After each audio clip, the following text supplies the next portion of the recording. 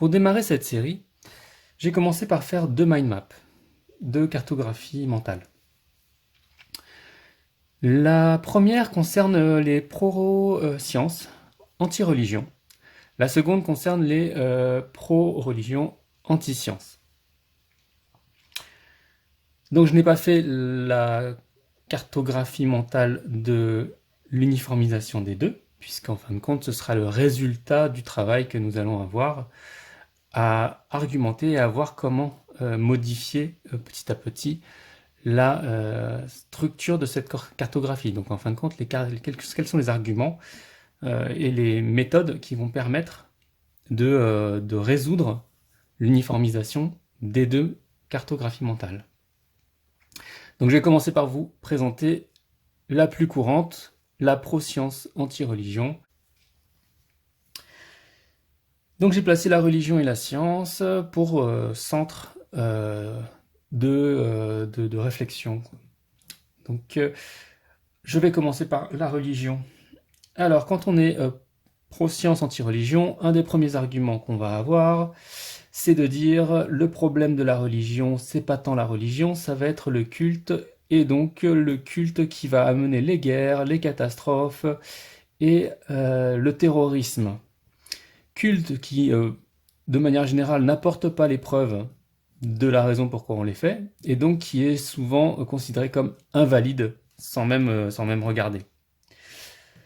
Dieu, on veut bien, pourquoi pas, c'est assez sympa, enfin, l'idée, je pense qu'elle choque pas plus que ça les gens, sauf que leur problème est d'avoir une preuve, encore une fois, de qu'est-ce que c'est et comment le définir et où il est. Comment ça marche, quoi. Et la recherche de preuves, elle est toujours présente. Ceux dont ils vont pas avoir de problème, ceux avec quoi ils n'auront pas de problème, ce sont les livres. Ça, les livres, c'est pas un souci. En science, on en produit beaucoup. Et donc, c'est quand même quelque chose qui va les rapprocher et qui leur plaît bien. Donc, ces livres, eux, ils vont être considérés comme écrits par des hommes. Donc, de manière générale, on a là le domaine de l'histoire qui vient se greffer à ça et qui va donner un contexte d'analyse qui va donc être important pour les scientifiques, en tout cas les pro-sciences, je ne vais pas dire les scientifiques parce que les pro-sciences ne sont pas forcément scientifiques. Pour les pro-sciences, le contexte est lié à l'histoire et donc à son importance. Et ce qui fait que globalement la question qui va se poser, c'est est-ce que ce livre est récent? Et s'il est récent, il va être considéré comme fiable. Et s'il n'est pas récent, il va être considéré comme moins fiable, voire pas fiable du tout. Donc là-dessus, des analyses récentes, des restaurations récentes vont améliorer pour eux la qualité du contenu des livres, alors que si une analyse ancienne, globalement, ils considéreront qu'elle est obsolète et qu'il faut la changer pour une nouvelle. Voilà la logique générale. Alors bien sûr, au niveau de la science, il y a une logique d'expérimentation. Pour eux, tout est expérimenté. Et donc, comme c'est expérimenté, est-ce qu'on a une preuve? Si on a une preuve, en ce cas, on peut l'appliquer, on peut la valider. Et si on n'a pas de preuve, on ne peut pas la valider. Donc pour eux, la science fonctionne tout simplement comme ça. Voilà ce que je peux en dire. Évidemment, je suis sûr que vous avez des remarques. Je vous invite donc à les laisser sans aucun problème. Moi, ça ne me pose aucun problème. Au contraire, ça va alimenter la série. Sans quoi, je vais de toute façon le faire de mon côté.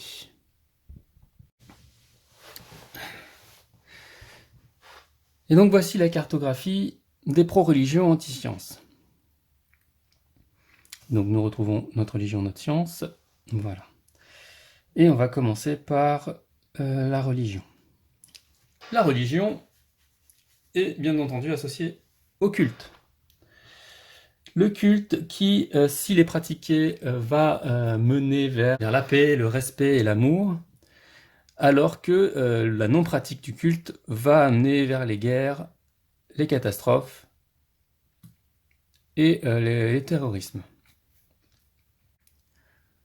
Donc là, pour le coup, on est sur quelque chose d'assez simpliste. J'ai pas voulu creuser parce qu'en fin de compte, il y a quand même différentes visions de la religion. Et donc on va les déployer, je pense.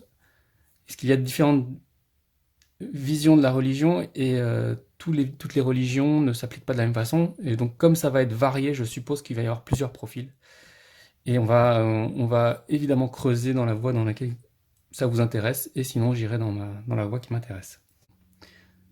Donc évidemment, il y a le livre qui est associé à la science aussi bien qu'à la religion, et ça, de toute façon, personne ne peut en faire la critique. C'est comme ça. Et donc, par contre, il va y avoir du coup cette notion d'authentique. Est-ce que le livre est authentique? Qui va avoir une importance.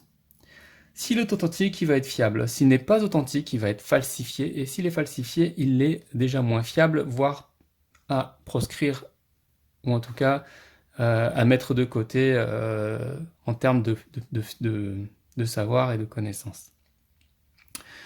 Donc est-ce que cette notion s'applique aussi à la science? Oui. Et là, on parle bien des pro-religions anti-science. Donc voilà, on a notre profil, notre cartographie mentale. Et je vous invite à y réagir. Et de toute façon, je vais les faire évoluer de mon côté.